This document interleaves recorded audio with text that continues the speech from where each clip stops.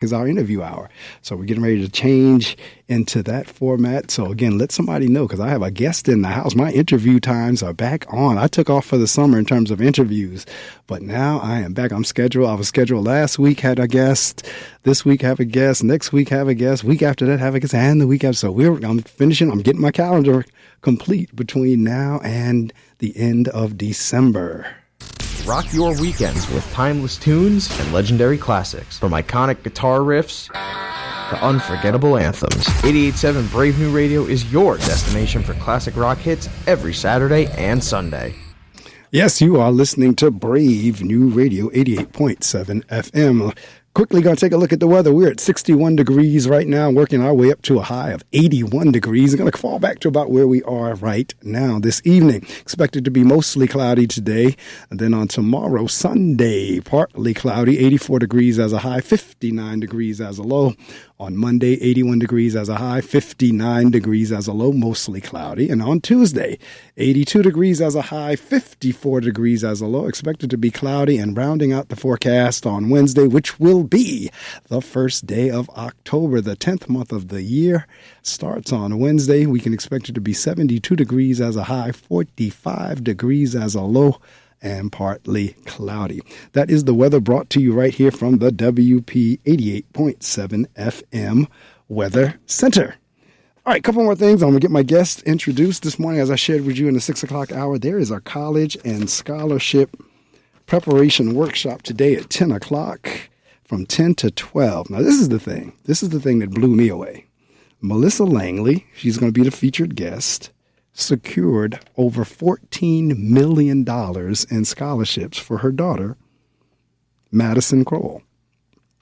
She's known as the $1 Million Scholar. She's going to be at St. Luke Baptist Church, 139 A.M. Tyler Place, also known as Carroll Street, from 10 to 12 today, sharing with parents how they too can secure scholarships for their children, or themselves for that matter.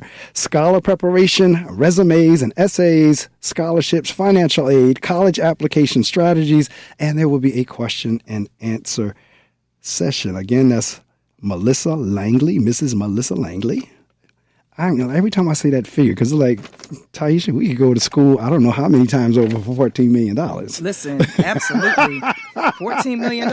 That's amazing. We can go to Harvard, Princeton, Yes. Yale. We can come up here to William Paterson. You name it. Yeah, $14 million. I can't imagine what she secured. $14 million for her child. So, and they've always, this is the thing, like I said this earlier, they've always said, there's money out there, there's money out there, there's money. I was never able to find it. Maybe it was me, but so apparently it is out there because Ms. Langley found 14 million of it. So anyway, if you want to find out how she did it, come out between 10 and 12 today, 139 A.M. Tyler Place. If you are familiar with the Paterson area at all, it is right across the street from public school number 6. And there's very few people in Paterson who don't know school 6. Yes. And Tyeshia is connected to that, and I'll tell you about that in a couple of minutes. Because actually, I worked with her mother. We were at school 6. So as I say, there's very few people who don't know of School 6 in the city of Paterson. But in any event, there's a church right across the street, directly across the street. That's where Miss Langley is going to be for the session this morning. All right, with that said, I am going to go ahead and get my guest this morning introduced. It is a young lady I have known for a long time. As I said, I worked with her mom whenever I was at School 6. She was a teacher. Her mom was a teacher there, Miss Henderson. And I was a teacher there, and so we knew each other. And then I had moved on. I'd gotten promoted to vice principal at one of the other schools in the district.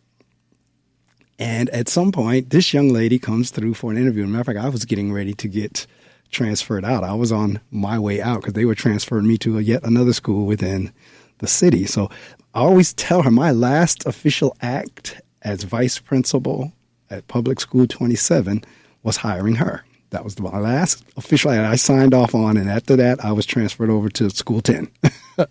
And I've known her ever since, and is none other than Dr. Tyeshia A. She's an accomplished educator, entrepreneur, and ministry leader whose passion is empowering others to reach their full potential. This is true. I'm going to tell you that story in a minute, too. With over 20 years of experience in education, she began her career as a teacher before serving as vice principal, central office administrator, and ultimately as superintendent and principal, where she led schools and districts to measurable growth in student achievement and culture. Today, she is the founder and CEO of the Reels Experience, LLC, which develops innovative mentoring programs that reduce absenteeism and increase graduation rates, expands access to faith-based music and ministry resources, and provides keynote speaking for schools, churches, and conferences across the nation. Matter of fact, around the world. In ministry, Dr. Reels has served for more than 30 years and is the youth pastor at the Historic Calvary Baptist Church in Paterson, New Jersey. She's also a singer, songwriter, and a member of the gospel group Anointed Friends, whose hit, Jesus, He Will Fix It, reached #1 on the gospel charts. Her life mission is clear: to empower scholars and transform minds through faith, excellence, and creativity. Dr. Tyeshia Reels is an educator, entrepreneur, and ministry leader who empowers transformation as founder and CEO of the Reels Experience, LLC, keynote speaker, pastor, mentor, and gospel artist. Ladies and gentlemen, welcome to the Reading Circle microphones, Dr. Tyeshia A. Reels. Good morning, everyone. Good morning. Good morning, Dr. Medley. Dr. Medley. Absolutely. Now, it's Yes. funny she's saying that and putting the emphasis on it, because this is what I was telling you. I was going to tell you that story in a second. When I met Tyeshia, like I said, I hired her right before I was transferred to another school. And as we met and she interacted with me, she would call me Dr. Medley. I said, no, I'm not Dr. Medley. She said, no, you're Dr. Medley. I said, no, I'm not Dr. Medley. And she said, you're going to be Dr. Medley. No, I'm not. And I would tell her, we'd see each other throughout the hour, class would cross. She said, hey, Dr. Medley. I said, no, I'm not. I said, I'm not going back for a doctorate. I'm not. She said, no, you can. So I'm saying all this to say she's one of there's about 4 or 5 people that did that. Tyeshia was one, Io Sakai was one, Randy Lassiter was one, Joe Fulmore was one. Now, this is the thing. Let's see, Tyeshia, Randy, and Io, when they were calling me doctor at the time, they did not have their doctorates. Amen. All of them went and got theirs. I'm just getting mine. That's all right. Matter of fact, Dr. Fulmore didn't have his either at that point. He didn't have his either. So it was Joe Fulmore, Tyeshia Reels, Randy Lassiter, Mary Crooms, Io Sakai. Wow. They constantly were putting that out into the atmosphere. Dr. Medley, Dr. Mark, Speaking Dr. Medley. life. They spoke. I mean, I'm Yes. serious. I get it. So, needless to say, when graduation come, or whenever I have to write whatever I'm going to write, that you all are going to be in the acknowledgments. Absolutely. We'll be there celebrating, cheering you on.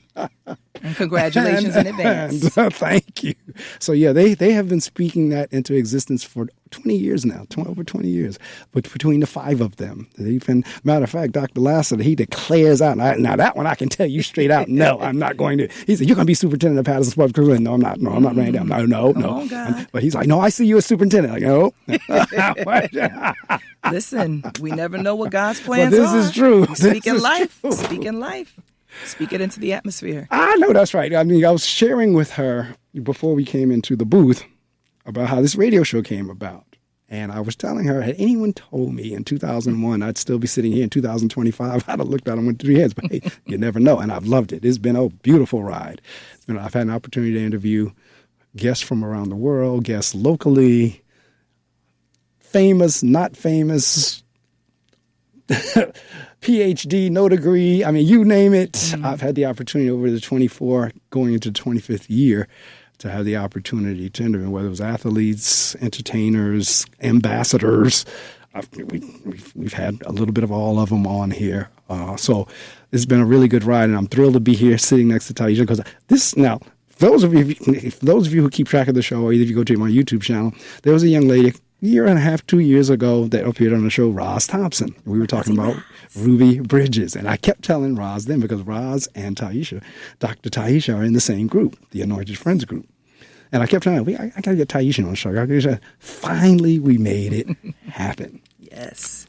So I'll tell you what, this is where we're going to go, because she's in the process. I said, did you write your book? Yes. She said, not yet. I love that. That word yet. Yes. It's on the way. That word yet. I mean, they tell you that's that growth mindset. yet. Just didn't have any years. So not yet. No, not yet, my friend, not yet. Yes. So there we go. So she's going to come back whenever her books are out, when her books come out.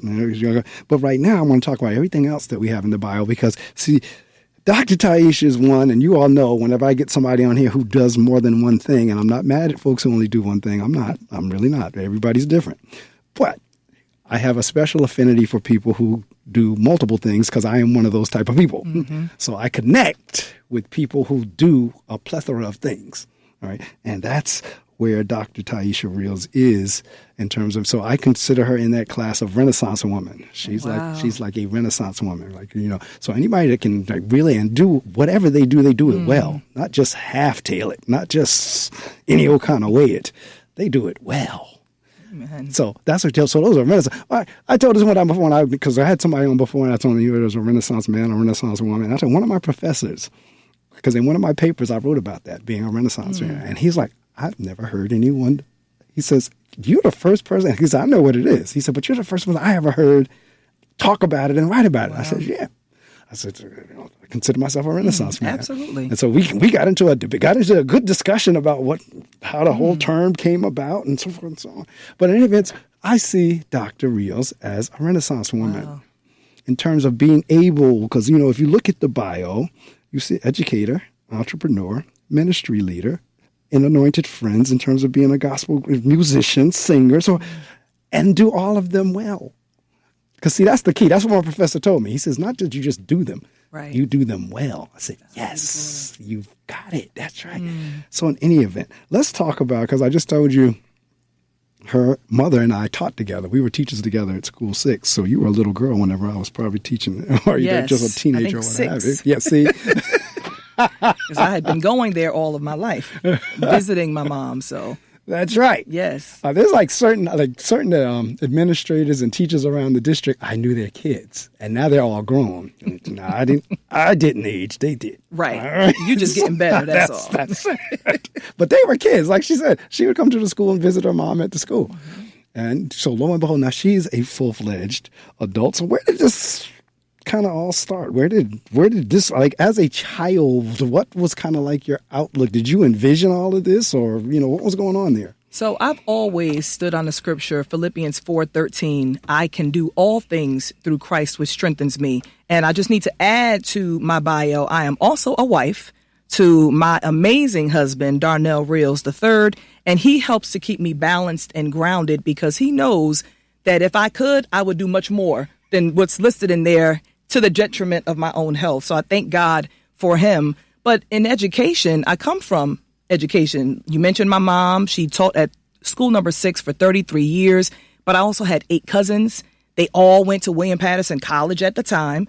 And as a little girl, I would teach my doll babies how to read. But as I began to matriculate and grow up, everyone just assumed you're going to be a teacher. And, you know, you get that teenage life and you're trying to smell yourself, so to speak, and you're like, nope, they're not going to dictate to me what I'm going to do. So I went to William Paterson University for business. I did not get an education degree. I was the same. Because, see, because I was determined to follow my own path. So at the age of 16, I was the youngest manager at the Gap. And I said, I like doing this. I was dressing the mannequins. Maybe I'll go into marketing in the Gap. And the Lord allowed me to pivot. So I worked there for 5 years. Went into Goldman Sachs as a help desk consultant, junior in college. And unfortunately, due to 9/11, they laid off a lot of individuals. So I became laid off, began working at State Farm Insurance. But in everything that I did, I always gravitated towards children. So I would be teaching children how to read, tutoring them, teaching high schoolers about driver's education. Everything I did dealt with children and dealt with some form of education. And I remember the Lord distinctly waking me up and saying, I called you to teach. And when he did that, there was no more discussion necessary. I went to my supervisor at the time, didn't even have a plan of action. I said, well, I'm putting in my 60 days because I am going to pursue a degree in teaching. And the rest is history. Went through alternate route, started substitute teaching at school number 6, which is how I interacted with you in that way. Then I started substitute teaching at school 27. And lo and behold, the 5th grade math and science position became available. And that started my educational journey. She is absolutely correct. And I tell you what, do not sleep on when you hear that people say they heard God speak. Yes. And I say that because I've had that experience as well. I mean, literally, just like Dr. Ty and I are talking right now, it's the same way, because God don't always talk in like thunder. Right. Don't always. Sometimes it'll be a small voice, and sometimes it'll be a voice, just like you're hearing us. Because at one point I was at school 10, and I had gotten, because you get to a point where it's like you've been there after a certain amount of time. You're like, okay, I can't do this anymore. And I had gotten to that point there, and where it's like, you know what, I'm going to ask for a transfer. I'm going to ask for a transfer. I got to do something different. So. And just like you just said, you heard God tell you what to teach. I heard God said, I sent you there to be a light. Wow. Quote, unquote. Wow. And I did the same thing. I ain't putting in for no transfer, because I was vice principal at the time. So within like that year, I think I got bumped up to principal there. Wow. And so, yeah, when you said that, that's what came out. I sent you there to be a light. Yes. That is a quote. And I've never forgotten that. That's exactly what God spoke to me. So you're right, and we act on it. And so, again, my undergrad from here at William, matter of fact, this doctorate that I'm working on would be my third degree from William Paterson. Oh, wow. 2 from William Paterson University, 1 from William Paterson College. Okay, because when I went here originally, it was college, and I came through business administration. My undergrad is BA in business administration.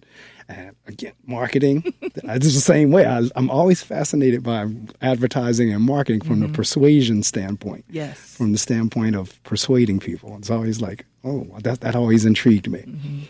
But ultimately, now we start talking about my transition into education. I had done corporate at AT&T for 15 years. And again, the same thing. Like, you got to go out there and work. Yes. And so that's how I wound up at School 6. Okay. And when I tell you, there are times whenever, and I'm not saying we don't see the hand of God every day, but there are certain events that just fall in place that was God. Amen. Like, there's Absolutely. the way it fell in place, Right. and how everything transpired. Man couldn't have done it.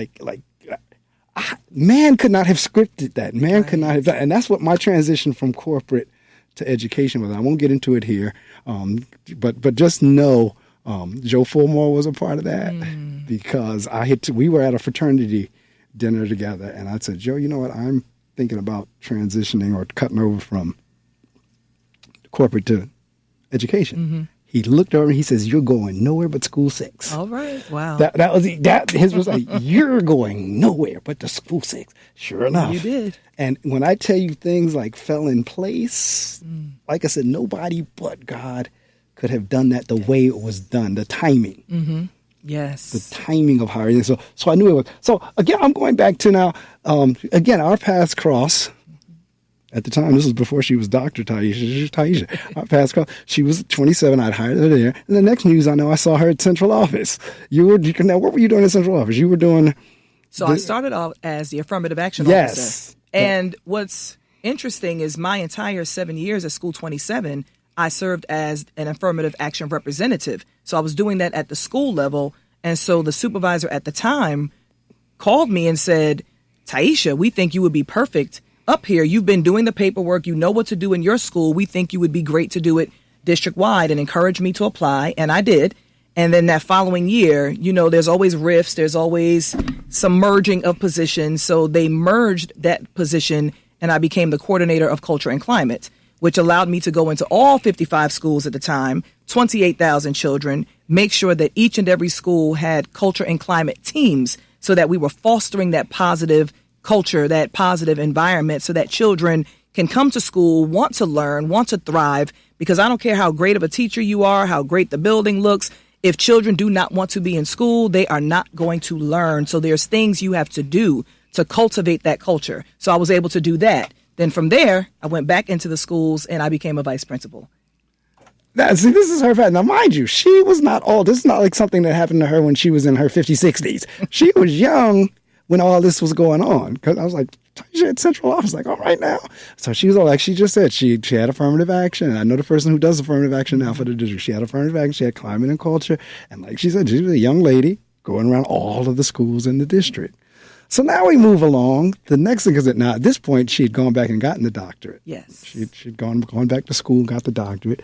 The next news I heard was she was now leaving Paterson Public Schools to be superintendent in another district. Yes.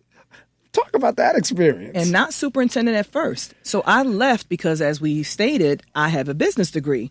So a position came up for a school business administrator. And I said, oh, wow, how fitting for me to leave from the school setting and now have the opportunity to use my business degree and look at some of the backdoor things that kind of run the school, because a lot of people don't know. I used to be a teacher, and they would have all these papers that we had to have our children fill out, the staff fill out, their families fill out, and I never understood why till I became a school business administrator, and everything was driven through the business office, food service, transportation. So then it was kind of full circle where it all came together. So then from there, I was able to start July 2021.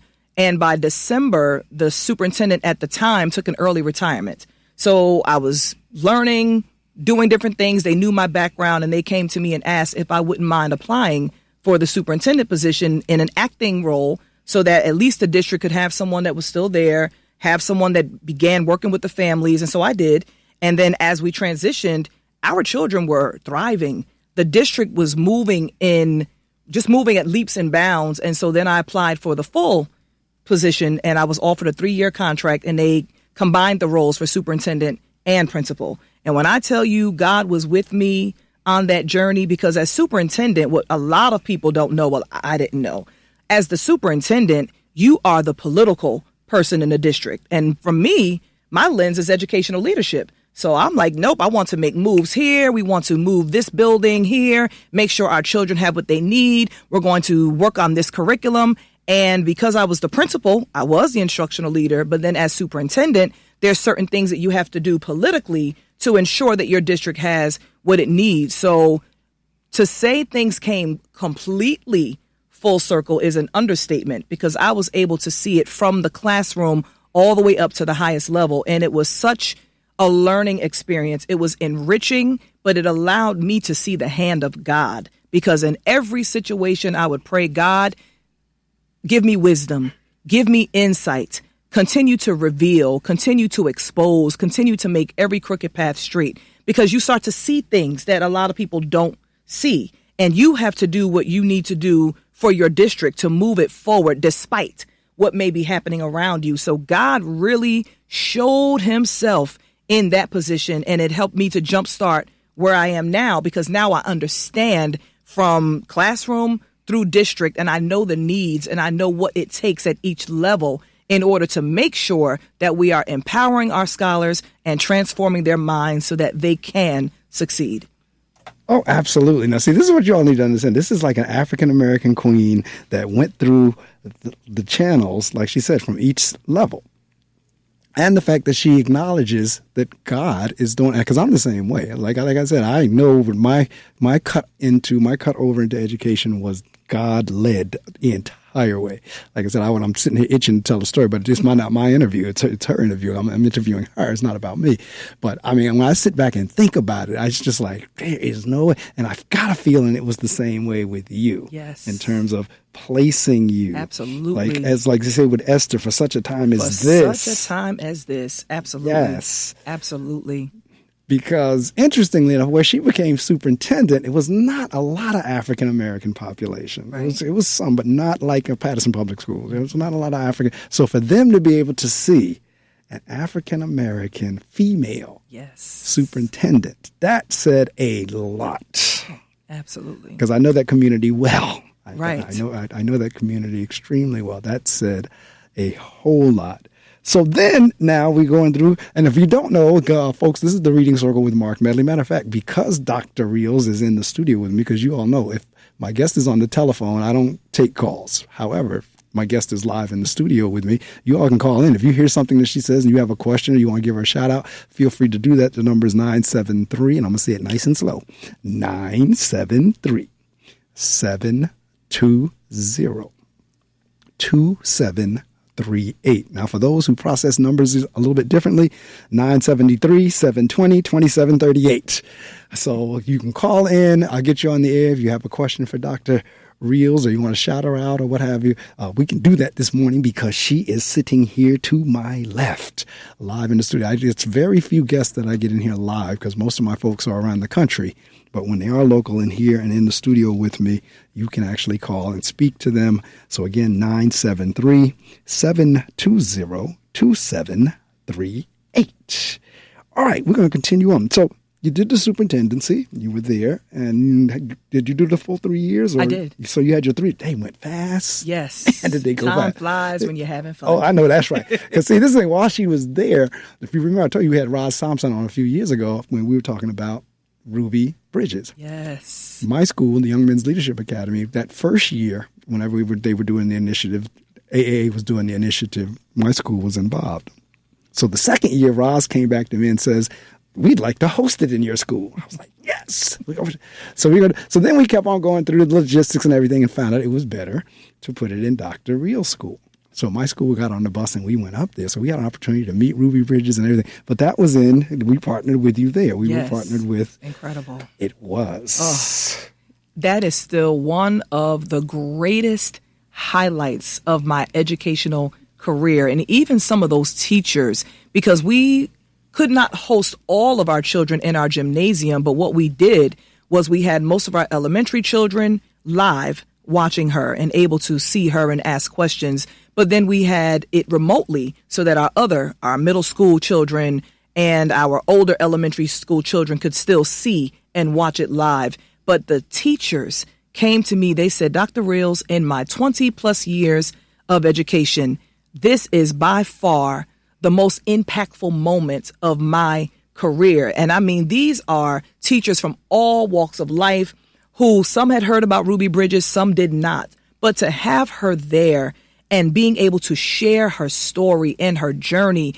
And what is more funny about this situation is the year before, Roz introduced us to Ruby Bridges Walk to School Day. And so we had the parade all around the neighborhood. They're waving the flags. And when we came back into our gymnasium, I said to my staff and students, wouldn't it be nice if maybe one day Ruby Bridges can come to our school?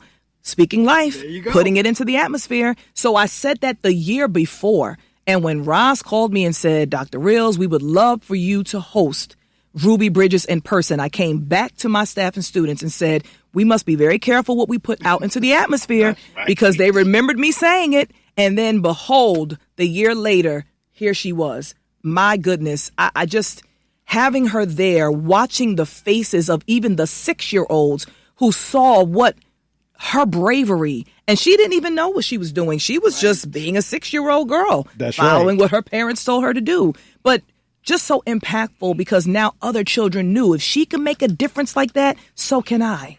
So can I. And empowering others who are not 6, who are older, that if the younger children can do this, what's stopping us? Correct. Nothing.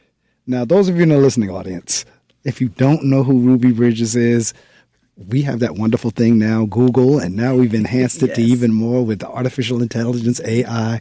If you don't know who Ruby Bridges is, please look her up. Please. And if you want to do it the old-fashioned way, you can still go to your local library. And you could, but in any event, Ruby Bridges, as Dr. Tyeshia was just saying, for her to have that courage and she really didn't even know. But so, I'll give you a real quick. So if you look at Ruby Bridges, if you ever seen the Norman Rockwell painting, or if you've ever heard the story of the young lady, the little African-American child who had to be escorted in by federal agents. She had to, the government had to get involved in order for her just to go to school. Now, this is the other crazy thing, because my students and I said, look at everything she went through to go there. All you have to do now is come. Just come. All you got to do is come, learn, do your thing, come in here. That's all you got to do. Look at the fight that this little girl wanted to go to school and wanted to go to one of the best schools. Right. Because they has gone out, and she admittedly said in the segregated school, she was doing okay too. That, but the fact that her parents were willing to allow her to integrate. Yes. Because what she had to go through, I mean, our boys, my kids, I call them boys because I have all boys, but around the schools in general, kids today can barely take somebody looking at them the wrong way. And here, Ruby was a child walking in, being spat on, things thrown at her, name called, attacked. That's why they had to have the federal marshals come in. All of that for her to go in school. And now we have kids who don't even, all they got to do is walk in the building. And they don't want to do that. But going back to something else that Dr. Real said about climate and culture, because if your climate is right, the kids will want to come. Absolutely. They will. Absolutely. I'm trying to think of her name. I see her face. She just passed away a couple of years ago, where she says a child is not going to learn from a teacher they don't like. And so, like, I don't care, like you said, I don't care how great of a teacher you are, if the child don't like, if you're nasty, if they can get that vibe from you or they get that. Because I say, this is my thing. There are two, and I'm not saying the other groups don't, but there are two groups that truly understand and feel sincerity. Children and very senior seniors. Oh, yes. All right. Senior citizens, small children, they know when you're real or not. They know when you're trying to fake the funk. They do. I have experienced it over my career. Kids know when you really care for them, and they know when you're faking. Right. And some of them are not ashamed to tell you. Oh, they will tell you. Yes, they will tell you. Absolutely. Yes, they will. They know when it's, but the teachers that they know that really love them, even if you have to discipline them, for the ones that when they know, like, okay, I don't like it, or like, they yelled at me, or this and that, but they're doing it because they care about me or they love me. Right. But if they, like, when I was at school 6, I probably shouldn't say what you, I know your mother's listening, but when I was at school 6, I used to go, because a lot of teaching, hopefully no kids learn, a lot of teaching, and a lot of teaching actually is performing and acting. Oh, absolutely. A lot of it. Yes. Right? So in most instances, I would not really be mad, per se, but I needed the kids to think I was. And this is going back to the day before Promethean boards and all that stuff. We had actual blackboards and chalk. Yes. They would do something, I would take that chalk and ram it, it would explode against the blackboard and everything. The kids be sitting there, oh my God, Mr. Medley, man, look. Not a one of them kids went to Dr. Fulmer's office. Right. Not a one of them kids would go to the principal's office. I had a colleague right next door, would try the same things. They'd run right to the principal's office. He did me. Right. Because they know. They knew. He don't really care about us. He just being mean. Right. In my class, he cares about us, so we don't want to make him mad. Right. That's the way kids. Absolutely. Kids and seniors operate that same way. Seniors, they know when somebody really cares about them and when somebody don't. Yes. So that's what was going on with Ruby. So now that was we partnered with her school. As a matter of fact, I still have my little flags hanging in my office. T-shirt. And then, matter of fact, we got the big banner out there to walk to school and so on. So we got the big banner. If you come there, you were there. I don't know if I took you, if you saw it or not when you were there. But yeah, I got a little section for Ruby, the purple and the whole so forth and so on. So in any event, so now you did the superintendency, and now you left that to. You started your own business? Is that when you started from there at that point? Okay, so let's go with that. And again, if you want to call in, you want to talk to Dr. Reels, 973-720-2738. It's amazing. And we're talking about speaking life. So I've known since the age of 18 that I was called to full-time ministry. Didn't know exactly what that meant. Didn't know exactly what that would look like. But as an educator, we know that that's ministry because, as I told you, God called me to teach. And so I didn't take that lightly. So being able to be from the classroom through the superintendency and seeing some of the needs, the Lord kept imparting in me, there's more for you. There's more that I need you to do.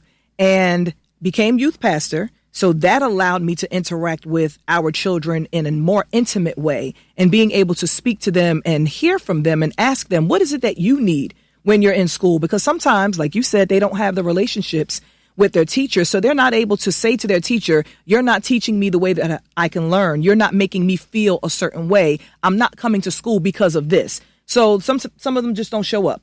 And they can speak to me as their youth pastor. They feel like they're in a trusting relationship. They're in a church. We're loving. And so hearing from certain ones of them, I said, okay, God, if you want me in full-time ministry, but you've given me all of this education, I now have a doctorate in educational leadership. Help me craft how I can minister, how I can still have education, and some of the other singing, songwriting. How can I craft this so that I can minister full time?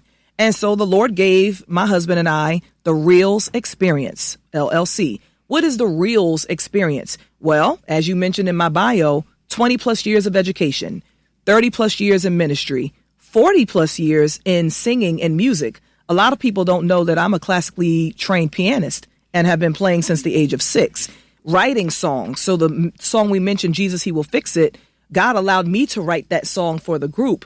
And I thank God for Roz, because she was like, no, Dr. Ty, we're going to produce this. We're going to put it out there. And it became #1 on the gospel BDS chart. And I'm so grateful for that. But the Lord began to show me how I can take all of the gifts that He has given me and to craft it into the Reels experience. So keynote presentations, going into schools. My doctorate was on mentoring being a pathway for chronic absenteeism. And I was at Eastside High School as a vice principal, and I saw the power of making children, not making, but partnering them with adults who were willing just to check in with them on a daily basis. Hey, saw you were in school today. Glad you made it. Correct. Didn't see you in school. What's going on? Just a caring adult. And one story that really stood out to me, there was a senior who was on the expulsion list. And I didn't know that because that was a function of the principal. And his friends came to me and said, Dr. Reels, can you please help him out? They put him on the expulsion list. He really wants to be in school. When I looked at his record, he had missed probably 60, 70% of school. And to save the graduation rates, they were like, nope, we'll just cut him off, because at that point you become a number. You're not a person. And that broke me. But I knew I had this program with my doctoral work. So I went to the principal. I said, please let me enroll him in my Mentoring for Scholar Success program, and let me help see what is causing the issue. One of the issues was that this child had diabetes that no one knew about. And so I was able to work with his family, help him get a 504 plan. I would literally walk him to the nurse each and every day so she could administer his insulin. Make a very long story short, when this child walked across the field to graduate, he hugged me and said, I could not have done this without you. And that was because I saw the need. He wasn't just a number on a piece of paper. He wasn't just a percentage in the graduation. He was a child who wanted to be in school, but physically could not because of what he was going through medically. So the Reels experience allows us to put programs in place to partner with schools to bring in support systems so that if a child is having a problem getting to school, or if parents are struggling to get their children in school, even just partnering them with a caring adult that can kind of be their go-to person to ensure that they have someone that they can count on. If it's a uniform problem and they don't want their child to not come to school because, oh, they're going to be singled out, we don't have the money to get the uniform, let's get them a uniform. So working in that capacity. But also the Reels experience allows me to go into ministry settings and do different. I had a youth empowerment event 2 weekends ago, going in and just speaking to the youth and empowering young entrepreneurs that they can pursue their dreams and just speaking life into them. Then my husband and I are doing music. I don't know if you know, but we sang to each other at our wedding. And one of our favorite songs, we call it our signature song, is The Prayer by Donnie McClurkin and Yolanda Adams. So now we just ministered at a wedding last weekend, and we have some new music that will be coming out. So in addition to some books that will be coming out, we have some music that will be coming out. And so that's what the Reels experience is. It's a symphony of purpose, passion, and impact, combining all of the giftings that the Lord has given us and allowing us to serve in various capacities. I told y'all she is a Renaissance woman. I told you that. And yes, I am aware that you all sung to each other. And you're absolutely right in terms of, because I actually have, they didn't call, they actually text me. So I do have a couple questions for you. What was the most difficult political decision you had to make as a school superintendent? What was the most difficult political decision? That's a great question. Can't go into all the details, but I will tell you that there were times when I was asked or expected to do things where my line of integrity was here and it was moving me too close. And I would have the conversations that I would need to have. And I would point out how we couldn't do it this way, but maybe we can do it this way, working with our different stakeholders, trying to see how we could get to this end goal that was going to help impact children. But ultimately, if something no longer serves your purpose and something no longer serves who you are in Christ, because I am never going to go against who God has created me to be. So when decisions started moving me too close to the integrity line, that's when the Lord allowed me to start birthing the Reels Experience LLC, because that no longer was the element that he could properly use me in, because I don't care how much money you make. 6 figures is not worth no peace, and 6 figures is not worth you not being able to sleep at night because you're making decisions that are going to please man, but God is looking at you like, I didn't put you here for that reason. Like the Lord told you were called to be a light, so was I. And God had shown me how children would look up to me because they had never seen me. They had never seen a black woman in a position of power like that. So they would just get their braids done like me. Dr. Reels, look, I have my hair done like you. And so for me to look in those babies' faces, but then know that behind the scenes, decisions were coming and decisions were expected to be made that would negatively impact not only them, but my Christian walk, that's the time when it's time to say, okay, God, what else do you have? So I can't answer it completely out, but anytime that I was asked to do something that violated who I was as a Christian woman, I had to say no. All right, caller, are you still on the air? I had a caller that just called in. Call back, and I'll get you back because I actually put you on the air. Call back if you'd like to talk to Dr. Reels. Again, I did have you on the air, and it looks like you dropped or either hung up, one or the other. I'm not sure, but call back again if you'd like to get on. The second question was, what was your relationship with the school board?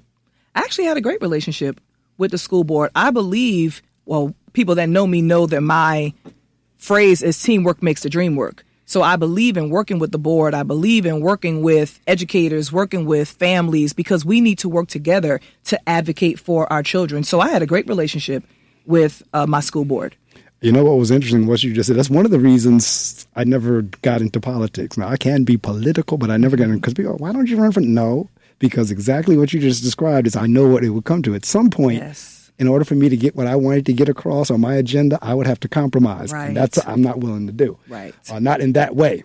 And so that's why people have always encouraged me trying to go into politics. Like, no, because I understand, I get the political game. Right. At some point, I'm going to have to do something I really don't want to do, right, or really that would cut across my integrity or whatever. Absolutely. And I don't want to do that. Absolutely. I do not want to do it. So therefore, I will stay out of that arena. Right. But again, so now, because I'm walking you through her journey here, and she mentioned in terms of that a part of the Reels was the Reels experience. The Reels experience. A part of the Reels experience. There's the musical. I'll call. I see you're back. Okay, good. I'll get you on. Do not. Good morning, caller. You are on the air. Good morning. I believe in working with educators, working with families, because we need to work together to advocate for our children. So I had a great relationship with my school board. Okay, caller, you're on the air. I'm here. Yes. What do you have? Yes. Hello. Good morning. I have a question for Dr. Reels. This is Kyla Quince McMillan. Hello, Kyla Quince McMillan, Principal Good morning. McMillan. How are you? I am wonderful. How are you? I'm so excited to be listening to my dear brother and sister on the radio this Yes. morning with my children. All right, come on, Youth Zone Ignite. My question for Dr. Reels is, I am a first-year principal at the Rosa L. Park School of Fine and Performing Arts in Paterson, New Jersey. Yes. And I just wanted to know, because Dr. Medley. Yes, Dr. Medley, you're right. In a You're few right. months. In a few months. Mr. Medley mentioned you being a Renaissance woman, and I wanted to ask, how do you balance new experiences like principalships, like your superintendency, with all of the other things that you have to do, and then still maintain your integrity in Christ? Absolutely. And that's a great question. And it's one that I had to learn because, as I said early on, if it wasn't for my husband, I would literally be at work from 6 a.m. until 10 p.m. and then would come home later than that and still be trying to do work and not making time for rest, not making time for us. And so he was able to help me navigate that, because I would burn myself out and then he would have to step in. And trust me, nobody wants him to have to step in that capacity. But one word that I learned, and I'm still learning in certain areas, is delegation.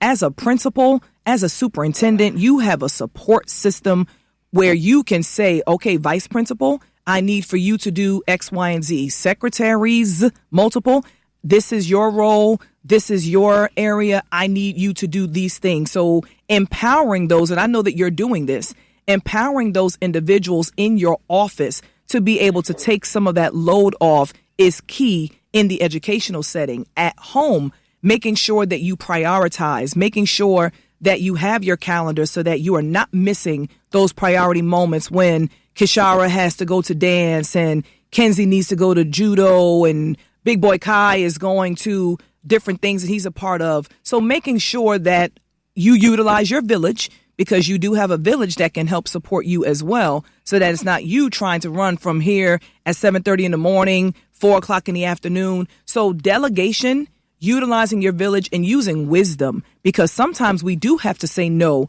to other priorities until your adjustment period is over. You are a brand new principal, so there may be some things that you have to say, let me get my bearings, let me do this for the next few months, let me get a routine, then maybe I can step back up and say yes to some of the things that I had said yes to earlier, because you do not want for any of your God-given assignments to go by the wayside because you're trying to do 100 different things and maybe God only told you to do 50 of them.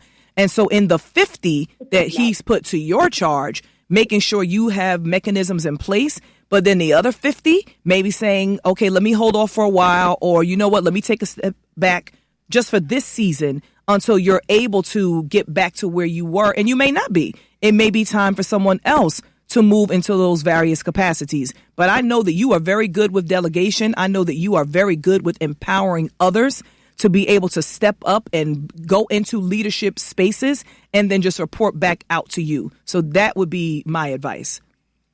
Thank you so much for that. As we are preparing, Kenzie is an entrepreneur, and Dr. Real spoke at the event where she was honored, and she had an opportunity as a result to vend again today as a young entrepreneur. So we're baking. Awesome. I appreciate those most valuable words about balance, because we're definitely balancing today. I'm so proud of you, Dr. Ty. Thank you for answering my question. Thank you, and I'm proud of you. Thank you for calling in. Well, I tell you what, I'm sitting here like a proud papa, because both of these young ladies worked in one of the schools I was in, one way or the other, whether I was vice principal or principal. And for them to go on, Ms. Quintz, for you all to go, because I told you I hired Dr. Reels in terms of being a teacher at School 27, and Ms. Quintz, you were with me at School 10, correct? Yes, sir. You were my principal. All right. So I'm sitting here like a proud papa. And, you know, it's like, I know what Joe Fulmore feels like. Yes. But it is wonderful to have connections and influence with people and to see them progress and move on. So, Ms. Quintz, thank you so much for that call. Ms. Quintz McMillan. And I will be tuning in more often, Dr. Medley. Thank you so much. Awesome. This is my 25th season. Woohoo! It's amazing. God bless you. God bless you, too. Hey, guys. Thank you so much. Have fun today. Hi, everybody. All right. Hi. All right. If you would like to call in, just as Ms. Quintz just did, feel free. 973-720-2738. Again, for those who process numbers a little bit differently, 973-720-2738.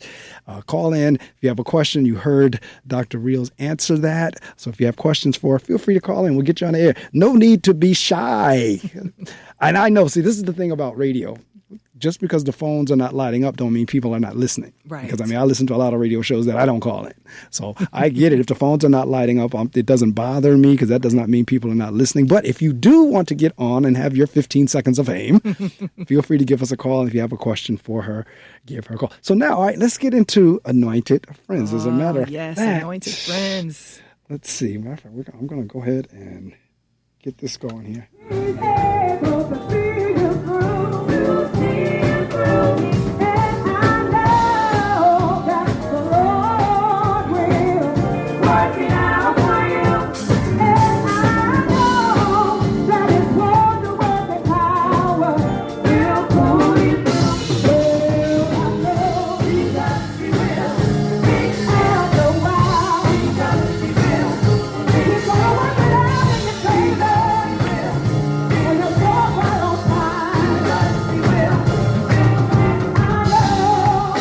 I'm about to get up out my seat.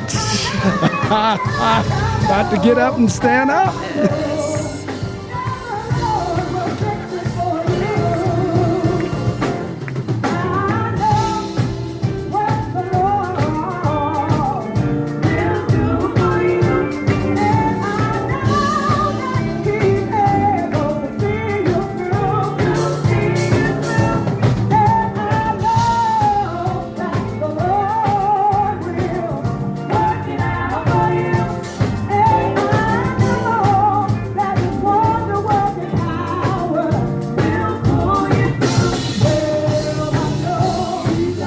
That's my part right there. When you do it, well, I know. All right now. Because I sure know.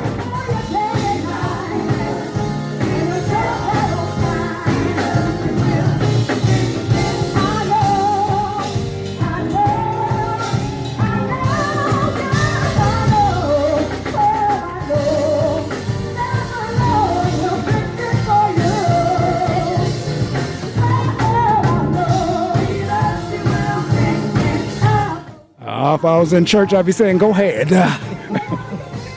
Anybody that come to St. Luke, they know they hear me say, go ahead. I'd be, go ahead. Go ahead, choir. We got another caller coming in.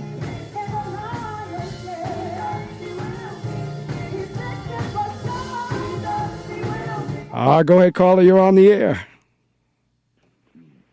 Dr. Medley and Dr. Reels, I thank you. Dr. Medley, I can say that because, again, we can speak to those things that be not as though they were. So you just hang in there. I know that's coming. Just wanted to thank you, educators, for doing what you do. I'm in the education field myself. And, again, just the things that we can bring to the table to support our children is amazing. And we need to continue to do that. Our parents, our children, like I said, sincerely appreciate all that we do. And those that don't quite understand, again, like I said, we have to stay in this game in order to win the game. Mm-hmm. So, again, I just wanted to take a few minutes this morning to say thank you. I deeply appreciate you. And, again, we have to keep doing what we're doing. Thank you both. Thank you. And thank you for calling in. And thank you for the encouragement and the support. Because as Dr. Medley said before, sometimes you get in a situation where you're like, you know what? I'm going to put in a transfer. I'm going to move somewhere else. But until the Lord tells you to move, there is a purpose for you being where you are at that designated time. And I thank God that in every season, even when I didn't know if I could continue to stand or to stay in a place, the Lord gave me strength. The Lord gave me wisdom, and he allowed me to flourish, and he allowed our children to thrive because we were obedient and we stayed in the trenches to do his will. So thank you for that. And I hope that you continue to stay encouraged and to stay where God has planted you as well. Dr. Reels, I must say again, you have minister written all over you. I cannot see your physical face, of course, but again, the spirit is in you and about you. So again, I thank you for that. And I thank the good Lord for allowing you to do and positioning you to make a difference in the lives of not only children, but the adults around them. Amen. To God be the glory. Thank you. God is faithful. Well, thank you, sir. That's a South Carolina educator. All right. I know exactly. That's my good friend and frat brother, Wardell. Awesome. Thank you, Mr. Wardell's Wardell. almost like my co-host on the show because he gets a chance to call in and he'll talk to me during breaks and make me laugh and so forth and so on. But he's one of my faithful, and I mean faithful listeners, calling all the way from South Carolina. So, Wardell, thank you so much. Awesome. Mark, you know how we do. Again, if your board is not lit up, that's okay. Trust and believe I'm listening. Again, like I said, your show has been therapy to me. Mm-hmm. Again, like I said, God moves in so many different ways. And again, it's just moving through your show for me. So again, like I said, I acknowledge you. I appreciate you. I call you my friend and my brother. So, again, you guys carry on with your show. I'm going to be quiet and continue to listen. Thank you both. But wait, what part of South Carolina? Because my mom is from Orangeburg, South Carolina. Oh, she's around South Carolina State way. Okay. Yeah, but no, I'm in Lancaster. I'm about an hour away from Charlotte, just about an hour away from Charlotte. So I'm in the upper part of South Carolina, upstate. Okay. Wonderful. Yep. But again, thank you guys so very much for this today. Again, I am inspired and encouraged. Like I said, it's been a rough academic year so far, and it's just started. But again, you guys give me encouragement to press on. Thank you, sir. Thank you, brother. All right. So, again, if you want, like Kyella, like Miss Quince, like Wardell, if you want to call in, feel free. I'll get you on the air. You can ask your question or a commentary. If you want to shout Dr. Reels out, whatever you'd like to do, as long as it's like not profane or inappropriate, you give a call, 973-720-2738. You can talk to Dr. Reels as well. We were at the point where we were talking about Anointed Friends, and you heard an excerpt, a clip of the song. I was about to get happy just sitting here. And so let's talk about how did that, because I know your group is you, Roz. One of them, her mother and I went to school together, Gwen Green's daughter. Oh, that's Tiffany. Yes. Tiffany, yes. All right, Tiffany and her mom, we were all on concert choir together at Eastside. Because I was the accompanist for the concert choir, Girls Glee, Boys Glee, Jazz Ensemble, all those different groups during the time we were in school. And her mother, Gwen, she could sing too. Yes, she can. So how did that come about? So Roz Thompson, being the Renaissance woman that she is, because if you want to mention Renaissance women, she is one of them. She asked us, Roz, myself, Tiffany, and Brittany, she asked us if we would come and minister a song for her group at New AME Zion, which is my parents' home church as well. So we all agreed. We said, we'll come, we'll sing during, I think it was the choir anniversary. And when we were finished singing, it was J.E. Williams who stood up and said, they should be a group. I called them friends. And from that moment on, we were friends, but then we became Anointed Friends. And she came to us. She said, girls, you think this is something that we can do? And we all looked around. And I don't remember if I was in my doctoral program at that moment or if I was going into it. I think I was. And so I wasn't sure how my timeline would work. But we said, sure, let's do this. And when I tell you, when we gave God our yes and gave Roz our yes, what the Lord allowed us to accomplish as 4 women from Paterson, just striving to do things God's way, it has been absolutely amazing. All right, we're going to come back. We got another call on. You light my boys up this morning. All right now. Caller, good morning. Caller, good morning. Caller, you still here? All right. Well, it looks like we may have dropped. But in any event, okay, so continue on. Call if you want to call back. Call back. So we gave our yes. And who knew that our yes was going to put us on stages with the greats such as Donnie McClurkin, Leandria Johnson, Melvin Crispell. We were able to minister for Pastor Shirley Graham. I mean, the Lord has just blessed us tremendously. And I talked about Ruby Bridges being the highlight of my educational career. One of the highlights of our Anointed Friends journey was when we were able to go to South Africa as a group. Big up to Griff, the comedian, Dundee Entertainment. They brought Anointed Friends all the way from the good US of A to South Africa, all expenses paid. So not only could we minister on the stage, but we also were able to record one of our videos for our song, Pray. When you talk about just touching down in the motherland, just experiencing that, we felt like we were home. And I don't know if the listeners are familiar, but can I just be my authentic self? So one thing that I used to always do, and I learned it from coming to America, when I did that, when we were ministering on stage, and I've got the return response where they also gave me back that Zulu call, as I call it, it was unlike anything else. All right, caller, are you on the air? Hi, good morning. This is Linda Miller calling. Mark, how are you? I'm well. How are you, Linda? Thank you so much for calling. I'm good. Hi, Dr. Reels. How are you? Good morning. I'm well. How are you? I have a question. Sure. As you were moving through your educational career, where did you find the most difficulty as being a woman or as being a black woman as you were moving up throughout your career? That's an interesting question because I never thought about it as a teacher, never thought about it as a vice principal, never really thought about it as a central office employee. But when it started making a difference was when I became a superintendent. And I became a part of a group called the New Jersey Alliance of Black Superintendents. And I recognized how few of us it is. And so it wasn't because I was a woman, because there are black female superintendents. It was the lack of black superintendents. And as we would talk and we meet on a monthly basis, and thank God I'm still a part of that group, but we're dropping like flies. And so even though it's hard getting into certain industries, the teacher industry, I mean, I've always had female teachers. I can count on one hand how many male teachers that I've had. And I mean, that's from elementary school through college. But being black was something that I saw because, as I noted, I don't know if we talked about it, but I was the first black superintendent in my district. So there were females, there were males, but I was the only black superintendent. So we know that there are still barriers. We know that there are still firsts happening. There are still seconds happening, even though we're in 2025.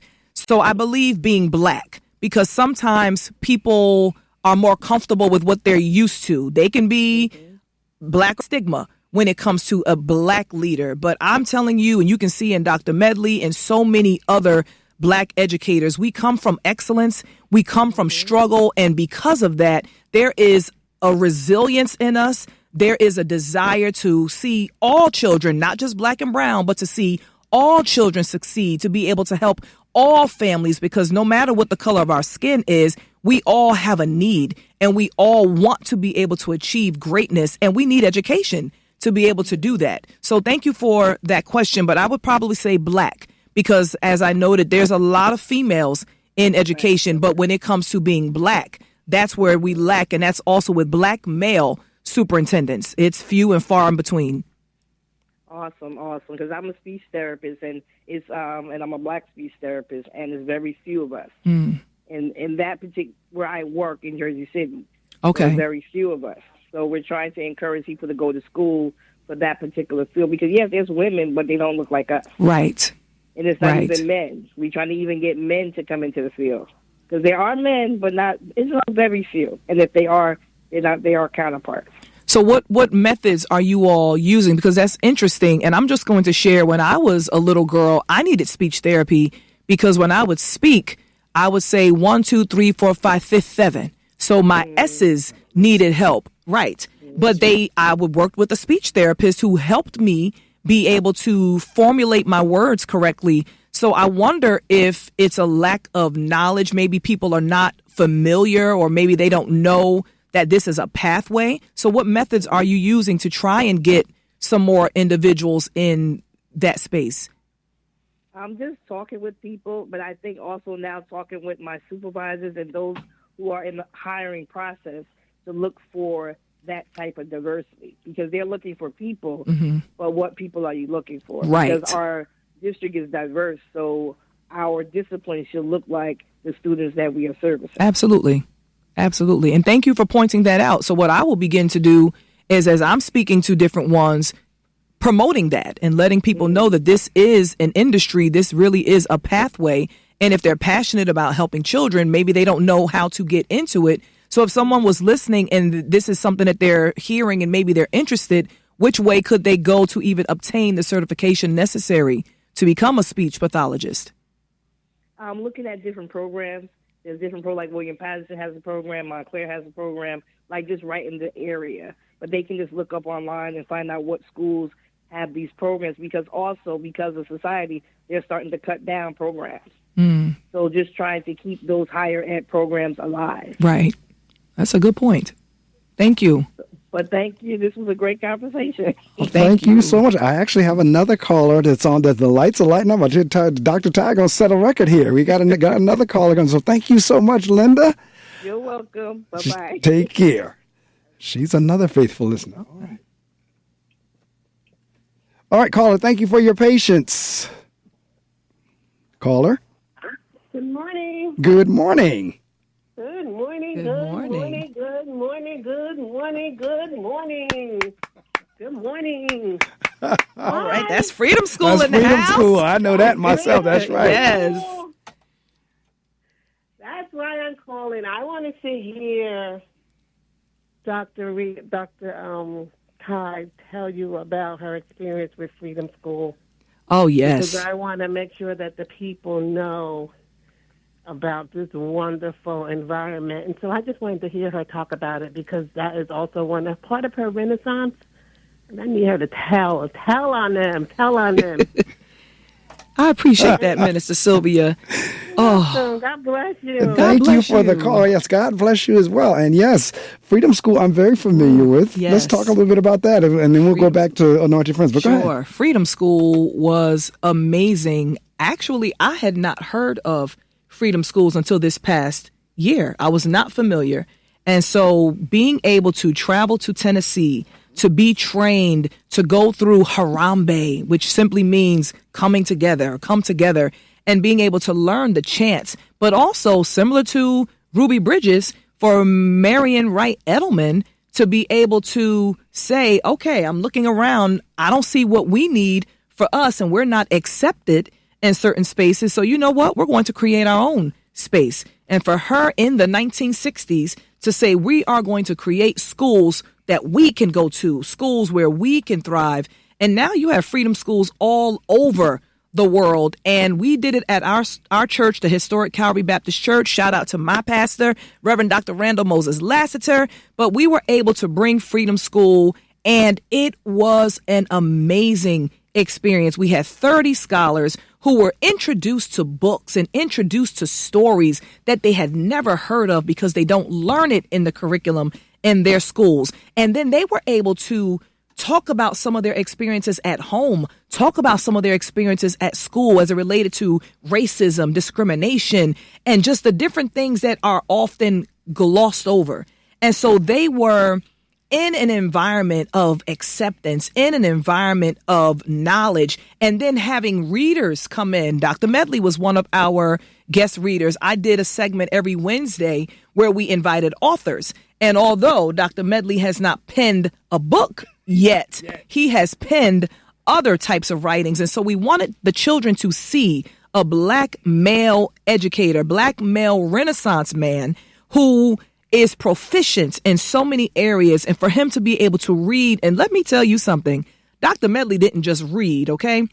Dr. Medley brought an experience, a literary experience, and he read about Ruby Bridges, and he talked about her struggle, and he talked about her triumphs. So every day we would invite someone from the community to come and read as part of our Harambe. And then they would go off into their classes and they will learn. And out of all of our 30 scholars, every single one of them improved at least 2 grade levels. Some of them improved by 5 or 6 grade levels because they were in an environment that helped them to know that they belonged, help them to know who they were in history and who they were in our future and what they can do, which is anything they put their minds to. And they were just introduced to so many different people, the shoulders that they're standing on. So Freedom School is unlike any other program, and I really wish it was a year-round school because our children need that. But we were very successful, and we will be having Freedom School again, summer of 2026. I think we only have 4 slots available, and the summer is nowhere even close. But thank you for bringing that up, Minister Sylvia. She was one of my servant leader interns, and it was absolutely amazing. And to your point, because at St. Luke, we've had Freedom School for a year. My daughters actually went there, and we were so glad when you all joined and expanded, Yes. because you're right. It is so needed. Absolutely. Because it wasn't even a matter of competition. We were like, yes, because we need more of the Yes. churches within the city Yes. to take that on. Right. Because it is a different experience. Like you heard the clap, the good morning, good Yes. morning, good morning. It's a system that's designed, and the kids remember. Yes, they do. The kid, like the whole clap routine, Yes. the chants something and inside, so strong yes. song. Yes. Yes. I mean, so A yeah, motivational song. Exactly. So it's a whole process, and she's right. The kids, and that's another argument for these, I don't want to say specialized schools, but these schools that educate somewhat differently than what we're accustomed to. Right. All right. We do get the progress and we've seen it. I mean, like my particular school as a choice school within Paterson Public School with all boys. There's a difference between my little 30, 40, 50, 60 boys, whatever, compared to some of the boys Yes. going to the bigger schools around the difference, because we run things a different way. Right. So yes, thank you so much for that call to talk about Freedom School. See, again, back to the Renaissance woman thing. Like Dr. Tyeshia, Dr. Reels is in a little bit of everything, and she's doing them all well. God be all of the So glory. we were at South Africa. Yes. That's where, because not only did you do South Africa, I know the last trip I think was Japan. No, so our founder and visionary Roz, she went to Japan. Oh, I thought because she all of you manages went. Griff the comedian. No, Oh, I thought all of you went to Japan. Okay, I thought the whole group went. We did not. But see, now we're on our individual journeys, and we Okay. thank God that we're all able to step into certain areas that God had for us. But one of the areas that God allowed Roz to step into, she's managing Griff, the comedian. Okay. So where he goes, she goes. And let me tell you something about Griff. Griff will say, hey, I got this group. Well, let me see if I can do it. Hey, I got this group, Anointed Friends, and I want to bring them on. Now, that hurts my throat when I'm trying to sound like him, but he has a very distinctive voice. But he will bring us on. So if there was an opportunity for Anointed Friends to be in Japan, trust and believe. Yes, he would have invited us. I'm telling you, Anointed Friends has opened up so many doors. Even when we were talking about my journey as superintendent and kind of being shell-shocked because I didn't realize it was as political as it was. Just because as a teacher and principal, you always used to going through certain ways to get things. But in the political realm, there's a whole nother system that you have to learn. But our newest single for Anointed Friends, It Won't Work, came out around that time. And I'm the lead singer on that. And when I tell you that song, reminding you of the scripture, the weapons may form, but they shall not prosper. So when that song dropped, there were certain things that I was dealing with and I was questioning what the Lord had in store for me. And he just kept reminding me, those weapons may be forming, but it won't work. So Anointed Friends has been a blessing. It has been a godsend. And I thank God that the Lord put it on Roz's heart, because all of us sing and we all have wanted to sing in some capacity. So for us to join together as 4 young women, 4 sisters in Christ, it was awesome and still is an awesome journey that we're on. Well, I tell you what, you just talked about It Won't Work, so I'm going to play a clip of that. All right.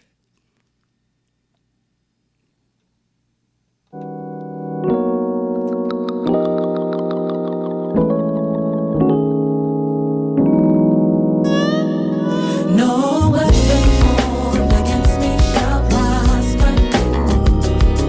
No, it won't work.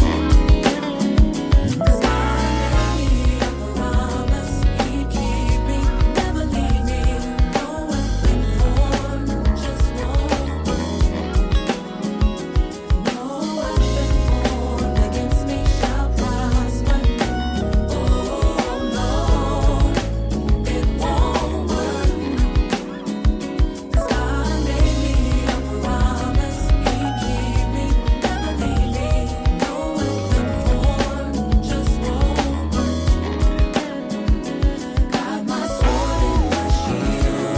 I'm on the battlefield. Got some angels watching over me.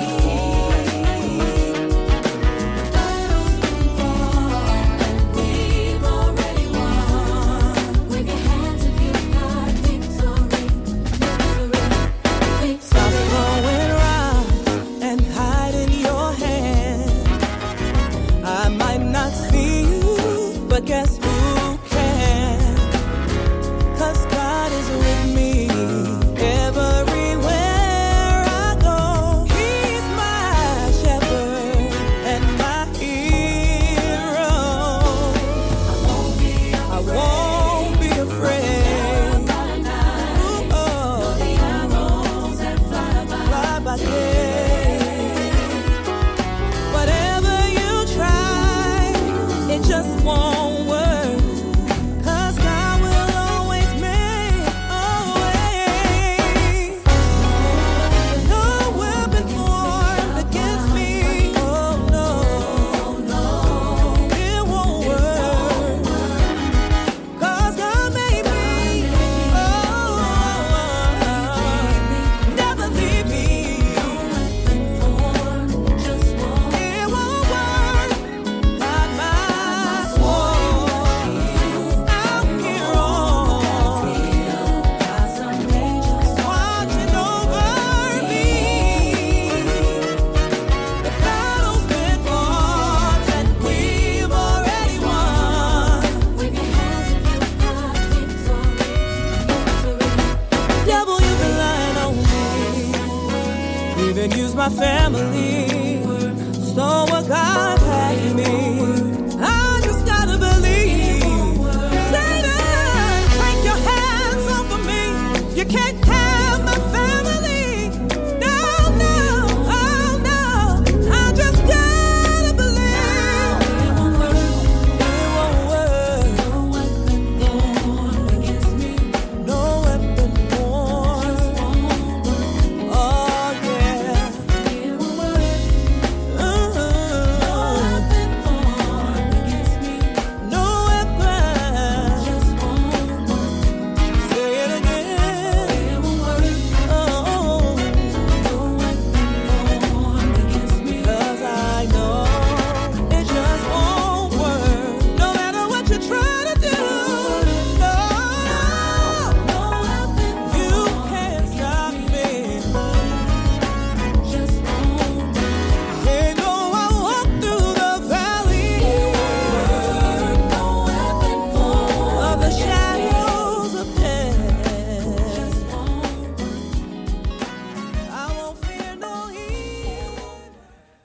One of the things about this interview is I get a chance to mix both of the formats because I have two formats. I have the talk show format and the gospel music format. So during this interview, I had an opportunity for them to mix, for them to merge, because Dr. Reels is involved in both. So I'm having the opportunity to chat with her, and I'm listening to the music as well. How I ultimately inherited the gospel music, because I don't know if you knew Martha Clark or not. No. Because Martha was a gospel singer as well, and she had a show. It was called Martha and Friends. Oh, wow. And I don't know, did you know Shelby Mack at all? That name is very Shelby, familiar. anyway, Yes. it was the three of us on Saturday morning. It was Martha, Shelby, and myself. Each of us had an hour. Okay. Since that time, Shelby and Martha had passed on, but Shelby was a pastor. Okay. And Martha, like I said, was a gospel singer. So when they passed on the the station management, I got all three of the hours. So in their honor, I kept the gospel music piece. I love it. And that's why it's really from 8 to 9 was Martha and Friends. I think I was either 6 to 7 or 7 to 8, and Shelby live. So it was a three. And you know why I love them two women? We would have a ball. I can imagine. The three, I mean, we were like a comedy show. We really were. The three of us, we were like a comedy show. And so I missed them greatly. Because Shelby Live was just like anything could come up on. That's why it was called Shelby Live. Whatever came up, it was just spot on. It was on the moment, at the moment. Martha would do the good news and song, which is the gospel music, and I had the authors. Right. So now that I have all three of the hours, that's why I have both formats. Yes. So your interview gave me an opportunity to mix formats. Awesome. All right. So right before when the caller was calling, you were doing that call for South Africa. Yes. And you said you did that when you were there. I did. And you got the response. I got the response. And it was unlike any other feeling. And I knew I was home. I knew that I was home because as an 8-year-old little girl, me making these sounds, and I've always been, I call myself uniqua. I've always been very unique. And so I would do things and people would look at me like, you're weird. I said, no, the Bible says I'm peculiar. Thank you. Get it right. I'm not weird. So when I went there and did this sound that I literally have been doing since the age of 8, and then for them to look at me and do it back, you couldn't tell me anything. I was just doing it all over the place. We had an interview out there in Soweto, I think is where we were, and I did it on air and they did it back. So I'm telling you, South Africa was amazing. And the very fact that Griff, the comedian, saw something in Anointed Friends and paid for us to come out there, we will never forget it. God bless Griff. He is actually on the Get Up Mornings show with Erica Campbell, and they just won their second stellar. So we're proud of them. It Won't Work, produced, written by Steve Cooper and his boys, the group Fire.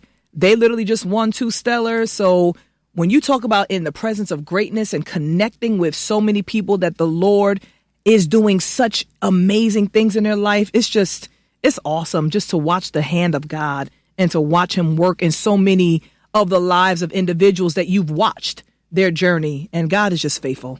Just had to put that in there. I know that's right. So we have now come down to the last portion of our interview. This is when you get an opportunity to promote. You can promote anything you would like. The only thing you cannot do is give a price or a dollar amount. Anything short of that, as long as it's, again, not inappropriate or profane or anything, no dollar amounts, but any shout outs, anything you want to promote. You want to promote the business, websites, how people get in contact with you. I'm going to shut my mic off and you're on to promote. Yeah, you're a marketing major, so you know you're going to promote. And isn't that something? I've been able to use marketing in this business. I said, see, God, nothing is wasted. Nothing. So my mic's off, yours is on. All right. Thank you so much. So if there is anyone out there who is looking to bring the Reels experience to your ministry, to your church setting, if you want for my husband and I or one of us to sing for any event that you may have, we've sang at Valley National Bank, corporate functions. We've sang in churches. We've sang at weddings. And if the need arises, we have sung at funerals. You can reach out to us at info@thereelsexperience.com. You can email info@thereels, that's REELS, experience.com. You can also call us at 973-689-4182. I am still pressing the submit button on our website, so soon that will be available. But you can email us once again at info at therealsexperience.com or call us at 973-689-4182.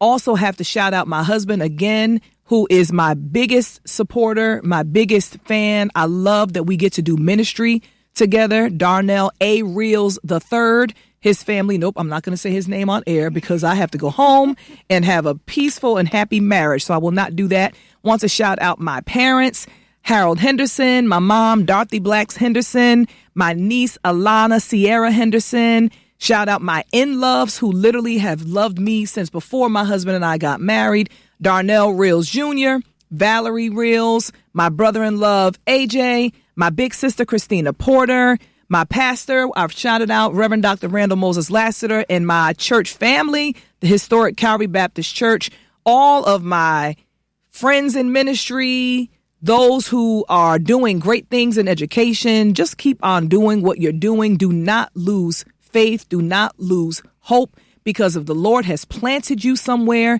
then he will provide you with everything that you need for a successful journey. So do not grow weary in well-doing, because you will reap if you faint not. Got to shout out Dr. Marc Medley for this wonderful invitation. It has been incredible. I walked up, the sun was coming out of the clouds. We had these two big deer that were greeting us on the path, and I haven't been on William Paterson's campus in a long time. I graduated in 2003. So you're talking 22 years, which I just can't even put my head. But like you said, we're not getting older. That's not what's happening. I don't know what's happening. We're getting better. That's what it is. But I thank God for this opportunity, and all my friends, my sister friends, Anointed Friends. I just thank God for all of you and for all that you have poured into me. I thank God for Youth Zone Ignite Calvary Baptist Church, all of our youth. They are doing amazing things, and God is using them in such incredible ways. Never give up, and remember that you can do all things through Christ, which strengthens you. Thank you.